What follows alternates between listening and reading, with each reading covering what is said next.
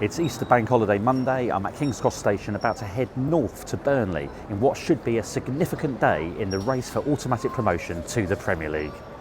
The equation is pretty simple for the Blades. They have to beat Burnley to stand any realistic chance. And if Burnley and Leeds both win, those two will be automatically promoted.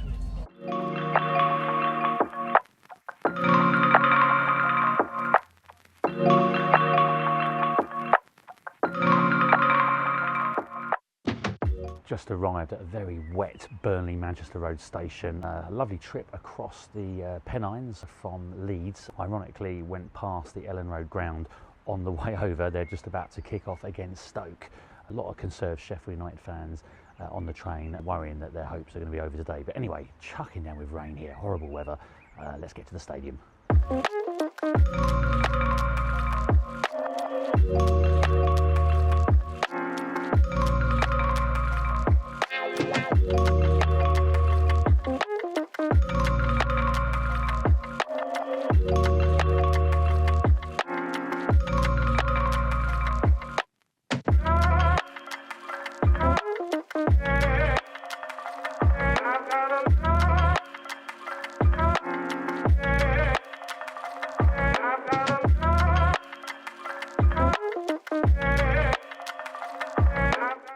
Just picked up my media accreditation. I'm just outside the press entrance at Turf Moor. It's absolutely chucking down, and like a southern softie, I'm going to go straight in and get in the warm.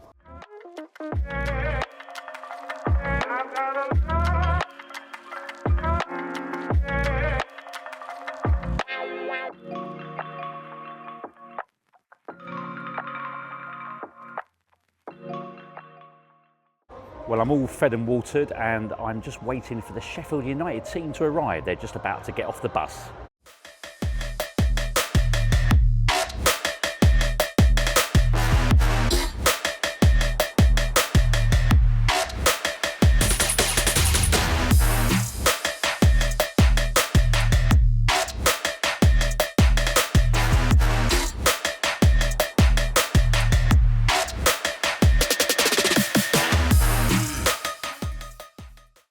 "20 minutes from kick-off, I'm in the press box, and both teams are just finishing their warm-ups, so we will be getting underway very shortly.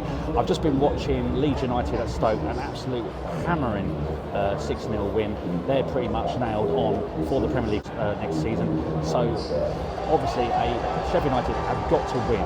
That's the bottom line, that's the equation for them. Burnley, if they win, they're in the Premier League. So exciting stuff. Both sides are just about to go back into the changing room to get ready for kick-off.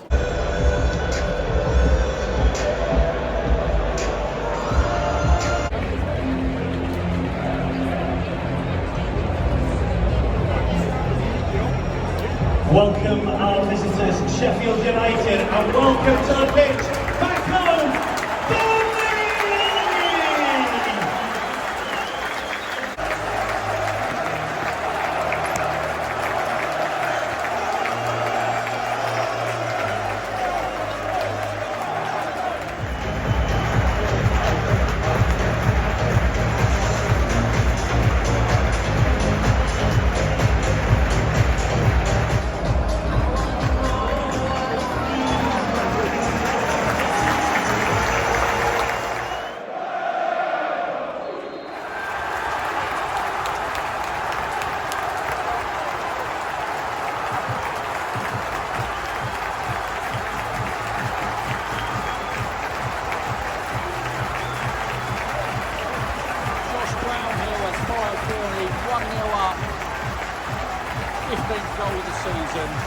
Sheffield United have started the better, but Burnley have gone in front.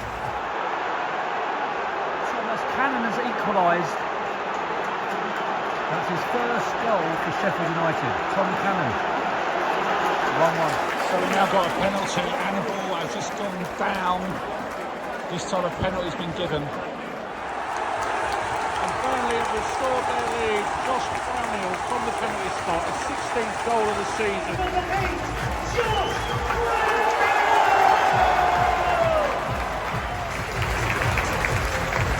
So it's half time and Burnley lead 2-1, and the champagne is on ice. Josh Brownhill double, second one from the penalty spot, sandwiching a Thomas Cannon equaliser for Sheffield United.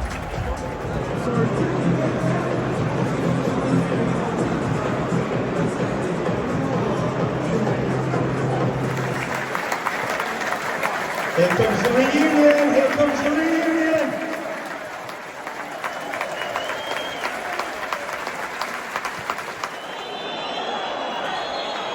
And they've done it. Burnley are back in the Premier League at the first time of asking, bouncing straight back up after their relegation last season. And Scott Parker, that's 3 straight promotions for him, having taken Bournemouth and Fulham up previously. He's repeated it up at Turf Moor.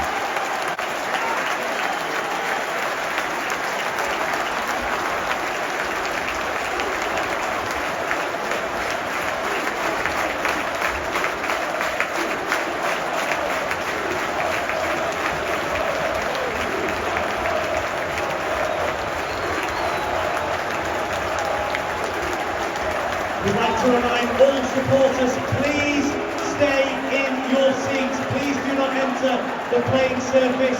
Please remain in your seats. For safety reasons, I'd like to ask supporters, please remain in your seats. That way we can get the players to do a lap of honour in a few moments' time and celebrate this amazing evening.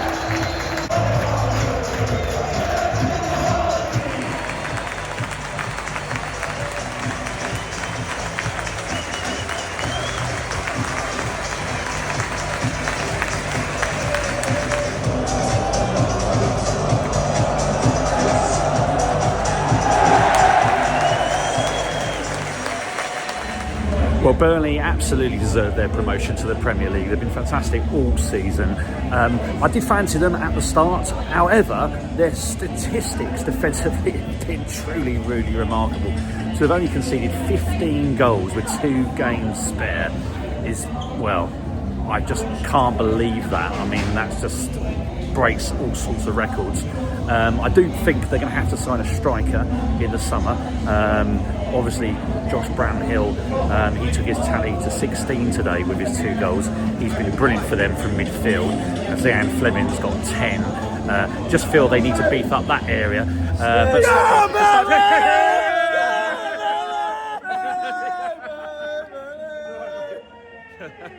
As you can see, absolutely ecstatic fans. But as I say, you know, they can start worrying about the Premier League in a few weeks' time when the season's over, and they can start looking at the transfer market. Obviously, plans are already in place to recruit and everything. But anyway, I'm going to go down to the press conference to see what Scott Parker has got to say. Cheers, pal. Cheers.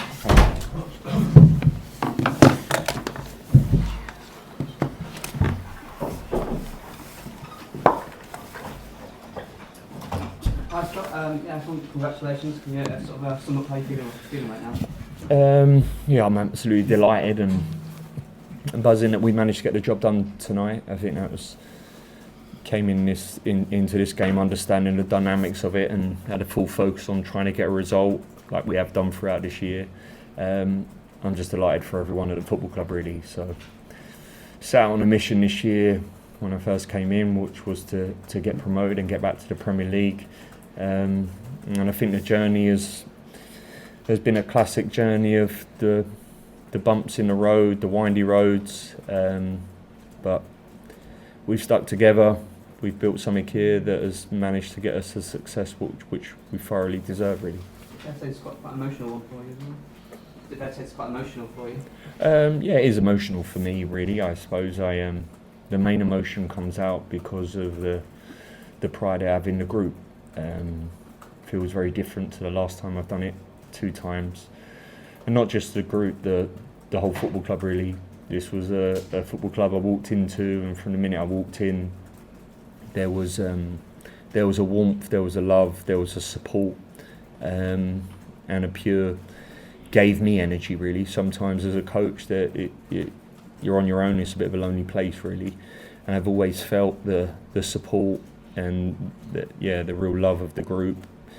Coincides that with a group of players really that, you know, this was there were some bumps in the road early on, and there's no denying that, and I thought that brought us together even more. We committed even more, we showed a desire and a passion even more, and I'm absolutely buzzing with some of them. There's some of them boys, what I hope they understand my constant message, which has been over the course of this year, which is hard work, commitment, dedicate everything we do to get to the end point of trying to be successful. Been involved in this game a long time, and in life in general really, and sometimes I get, certainly in football, there's less of these moments than what there is on the other side of it really. So I think I'm just probably a bit relieved and buzzing that all the words I've said over the course of this year is justified, that we can reach this moment tonight, that they understand it really. Well, we were told by the referee before that we'll be getting stewards surrounding us, but I think they went on the missing list, completely went on the missing list. So yeah, it was quite scary out there in the end, where there's people coming and doing bits and pieces. Understandable that their emotions are running high, but I didn't think we got protected by the football club and the stewards at all one bit, and the referee, when I spoke to him afterwards, he noticed that as well. So I suppose when 20 or 30 lads 40, 50 lads are running at you, shouting bits and pieces and doing bits and pieces, just at the end of a game, it's quite difficult just to get off. But I'll be absolutely stunned if anything comes our way on any of that. Was it nothing bad was said to him? Nothing, of course it's going to be bad said to him. What are they going to say? Unlucky and well done and all the best in the playoffs. Nothing past the line. Dear me and well done, yeah. Shake hands, yeah.